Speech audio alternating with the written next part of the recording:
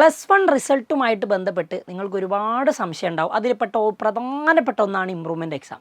+1 mark കുറഞ്ഞു, അത്യാവശ്യം എല്ലാ സബ്ജക്റ്റുകളിലും മാർക്ക് കുറഞ്ഞു. ഏതൊക്കെ സബ്ജക്റ്റാണ് ഞാൻ ഇമ്പ്രൂവ് ചെയ്യേണ്ടത്? ഏതൊക്കെ സബ്ജക്റ്റ് ഇമ്പ്രൂവ് ചെയ്യാൻ പറ്റും? ഈ സബ്ജക്റ്റ് ഇമ്പ്രൂവ് ചെയ്യരുത്, ഈ സബ്ജക്റ്റ് ഇമ്പ്രൂവ് ചെയ്യണം, അങ്ങനെ ഒരു ഒഫീഷ്യൽ നിയമമൊന്നുമില്ല. നിങ്ങൾക്ക് ഇമ്പ്രൂവ്മെൻറ്റുമായിട്ടുള്ള ഒരേ ഒരു കാര്യം എന്ന് പറയുന്നത് 3 സബ്ജക്റ്റ് മാത്രം നിങ്ങൾക്ക് ഇമ്പ്രൂവ് ചെയ്യാം. 3 സബ്ജക്റ്റ് നിങ്ങൾക്ക് തീർച്ചയായിട്ടും ഇമ്പ്രൂവ് ചെയ്യാം. ആ 3 സബ്ജക്റ്റ് ഏതാണ് എന്ന് നമ്മൾ എങ്ങനെ ഡിസൈഡ് ചെയ്യും എന്ന് ചോദിച്ചിട്ടുണ്ടെങ്കിൽ അത് നിങ്ങൾ ഓരോരുത്തർ നിങ്ങളുടെ മാർക്ക് അനലൈസ് ചെയ്യണം. നിങ്ങളുടെ മാർക്ക് ഷീറ്റ് എടുക്കുക, നിങ്ങൾ കിട്ടിയ മാർക്ക് ഓരോന്നും എത്രയാണ് എന്നുള്ളത് കൃത്യമായിട്ട് മനസ്സിലാക്കുക. എന്നിട്ട് മാത്രമേ നിങ്ങൾ എന്ത് ചെയ്യാവൂ, ഇമ്പ്രൂവ്മെൻറ്റ് ഏതാണ് എന്ന് തീരുമാനിക്കാവൂ. ഇപ്പോൾ എക്സാമ്പിളായിട്ട് ഞാൻ പറഞ്ഞുതരാം.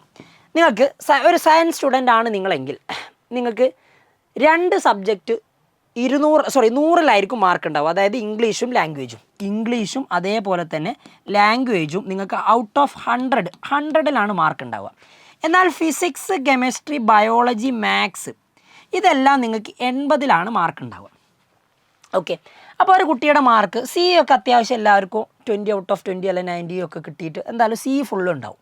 അപ്പോൾ ടിയിലാണല്ലോ പ്രശ്നം. ഇംഗ്ലീഷിൽ നിങ്ങൾക്ക് ഒരാൾക്കുള്ള മാർക്ക് 92, ലാംഗ്വേജിൽ 100 ഉണ്ട്. ഫിസിക്സിൽ അയാൾക്ക് 80-ലുള്ള മാർക്ക് 75, കെമിസ്ട്രിയിൽ 78, ബയോളജിയിൽ അയാൾക്കുള്ള മാർക്ക് 64, മാത്സിൽ അയാൾക്കുള്ള മാർക്ക് ഒരു 72 ആണെന്ന് വിചാരിച്ചു. ഇങ്ങനെയാണ് അയാളുടെ മാർക്ക്. ഇയാൾ ഏതൊക്കെ സബ്ജക്റ്റ് ഇമ്പ്രൂവ് ചെയ്യേണ്ടി വരും? അപ്പം നിങ്ങളിത് റിസൾട്ട് അനലൈസ് ചെയ്യുക. ലാംഗ്വേജിൽ എന്തായാലും ഫുള്ളാണ്, അപ്പോൾ ഇത് കൺസിഡർ ചെയ്യേണ്ട ആവശ്യമില്ല. പിന്നെ ഇംഗ്ലീഷിൽ 8 മാർക്ക് വേണം. ഓക്കെ, ഇംഗ്ലീഷിൽ 8 മാർക്ക് വേണം ഫുള്ളിലേക്ക്. ഇതിൽ നിങ്ങൾക്ക് ഫുൾ മാർക്കിലേക്ക് എത്താൻ എത്ര മാർക്ക് വേണം എന്നുള്ളത് ആലോചിക്കാം. ഇതിൽ ഫുൾ മാർക്കിലേക്ക് എത്താൻ 8 മാർക്ക് വേണം, ഇവിടെ 5 മാർക്ക് വേണം, ഇവിടെ 2 മാർക്ക് വേണം, ഇവിടെ 16 മാർക്ക് വേണം, ഇവിടെ 8 മാർക്ക് വേണം. അപ്പോൾ നമ്മൾ ഇങ്ങനെ അനലൈസ് ചെയ്യുന്ന സമയത്ത് നമുക്കൊരൊറ്റ കാര്യം ആദ്യം തന്നെ ഇവിടുന്ന് മനസ്സിലാക്കാം. ബയോളജി എന്തായാലും A+ ഇല്ല, 72 വേണ്ടിയിരുന്നു A+ന്. ബയോളജി 16 മാർക്ക് വേണമെന്നുള്ളത് കൊണ്ട് ഇതെന്തായാലും ഇമ്പ്രൂവ് ചെയ്യണം. അപ്പോൾ നിങ്ങളുടെ ടോട്ടൽ മാർക്കിൽ നിന്ന്, അതായത് ഓരോ സബ്ജക്റ്റിൻ്റെ ടോട്ടൽ മാർക്ക് നിങ്ങൾക്ക് കിട്ടിയ മാർക്കൊന്ന് കുറച്ച് നോക്കുക. ആ ഡിഫറൻസ് മനസ്സിലാക്കുക. ഏതിലാണോ ഏറ്റവും കൂടുതൽ ഡിഫറൻസ് ഉള്ളത് ആ 3 സബ്ജക്റ്റ് ഇമ്പ്രൂവ് ചെയ്യുന്നതാണ് നല്ലത്. അപ്പോൾ പോട്ടെ, ഞാൻ മാത്സിൽ 72 എന്നുള്ളത് 73 ആക്കി. അപ്പോൾ എനിക്കിവിടെ ഡിഫറൻസ് ആയിട്ട് 7 മാർക്കുള്ളത്. ഓക്കെ, 7 മാർക്കിൻ്റെ ഡിഫറൻസ് ഉണ്ട്. ഇനി വേണമെങ്കിൽ ഞാനിതാ ഈ 75 ഉള്ളത് എന്ത് ചെയ്യുന്നു, ഇതൊരു 72 ആക്കി. എനിക്കിതാ ഇവിടെ ആക്ച്വലി 8 മാർക്കിൻ്റെ ഡിഫറൻസ് ഉള്ളത്, 8 മാർക്കിൻ്റെ ഡിഫറൻസ്. അപ്പോൾ എനിക്ക് 3 സബ്ജക്റ്റ് ആണല്ലോ ഇമ്പ്രൂവ് ചെയ്യാൻ പറ്റുക. അപ്പോൾ ബയോളജി കൺഫേംഡ്. കെമിസ്ട്രിയും ഇമ്പ്രൂവ് ചെയ്യേണ്ട, കാരണം 2 മാർക്കേ കുറവുള്ളൂ. അപ്പോൾ കെമിസ്ട്രിയും ചെയ്യേണ്ട.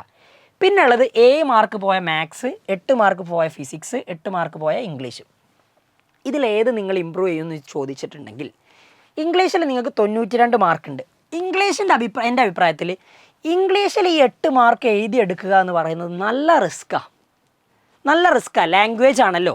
അപ്പോൾ ലാംഗ്വേജിൽ നിങ്ങൾക്ക് A+ ഒക്കെ കിട്ടിയിട്ടുണ്ടെങ്കിൽ പിന്നെ അത് ഇമ്പ്രൂവ് ചെയ്യാതിരിക്കുന്നതാണ് ബെറ്റർ. അപ്പോൾ നിങ്ങൾ ഈ ഫിസിക്സ്, കെമിസ്ട്രി എടുക്കുന്ന സമയത്തോ ഇതിൽ 8 ഇതിൽ 7 കുറവുണ്ട്. അപ്പോൾ നിങ്ങൾക്ക് ധൈര്യമായിട്ട് ഇത് 2 ഇമ്പ്രൂവ് ചെയ്യാം. ഇനിയിപ്പോൾ ഒരാൾക്ക് ഭയങ്കര ഷുവറാണ് ലാംഗ്വേജ് എനിക്ക് എന്തായാലും ഫുള്ള് കിട്ടുമെന്നുണ്ടെങ്കിൽ നിങ്ങളിത് എഴുതുന്നതിന് പ്രശ്നമൊന്നുമില്ല.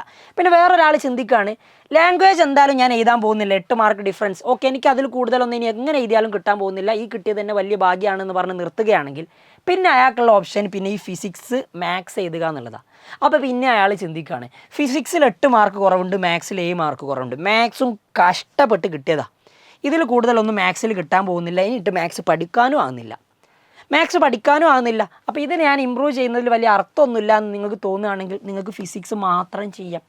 ഇനി അല്ല, നിങ്ങൾക്ക് ഇതിലൂടെയും പഠിച്ചിട്ട് കിട്ടുമെന്ന് കോൺഫിഡൻസ് ഉണ്ടെങ്കിൽ നിങ്ങൾക്ക് ഈ സബ്ജക്റ്റ് കൂടി ഇമ്പ്രൂവ് ചെയ്യാം. അപ്പോൾ ഇവിടെ ഫിസിക്സും ഇംഗ്ലീഷും 2-ലും 8 മാർക്ക് കുറവല്ലേ, അപ്പോൾ ഏതിന് പ്രയോറിറ്റി കൊടുക്കണം എന്ന് ചോദിച്ചിട്ടുണ്ടെങ്കിൽ ലാംഗ്വേജിനേക്കാളും നിങ്ങൾക്ക് സയൻസ് സബ്ജക്റ്റുകൾ ഇമ്പ്രൂവ് ചെയ്യുന്നതായിരിക്കും കുറച്ചുകൂടി എളുപ്പം.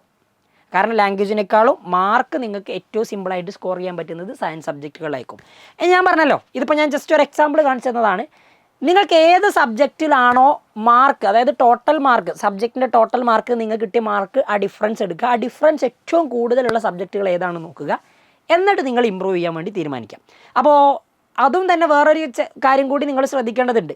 ഒരു സബ്ജക്റ്റിൽ ഇപ്പോൾ ലാംഗ്വേജിൽ നിങ്ങൾക്ക് 90 മാർക്കായി പോയെന്ന് വിചാരിച്ചോ. ലാംഗ്വേജ് 92 നിങ്ങൾ ഈ 8 മാർക്ക് നേടിയെടുക്കാൻ ഒരു പണിയും ഉണ്ടാവില്ല. ലാംഗ്വേജ് ഫുള്ളാക്കുക എന്ന് പറയുന്ന വലിയ ടാസ്ക്കുള്ള പരിപാടിയല്ല.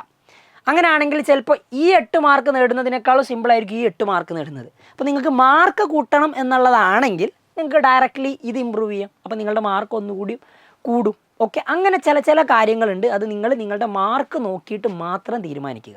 ഓക്കെ, അപ്പോൾ ഈ കാര്യം ഇമ്പോർട്ടൻ്റ് ആണ്. ഇമ്പ്രൂവ് ചെയ്യേണ്ട സബ്ജക്റ്റ് നിങ്ങൾ തീരുമാനിക്കേണ്ടത് നിങ്ങളുടെ മാർക്ക് ബേസ് ചെയ്തുകൊണ്ട് തന്നെ ആയിരിക്കണം. ശരി, കാണാം.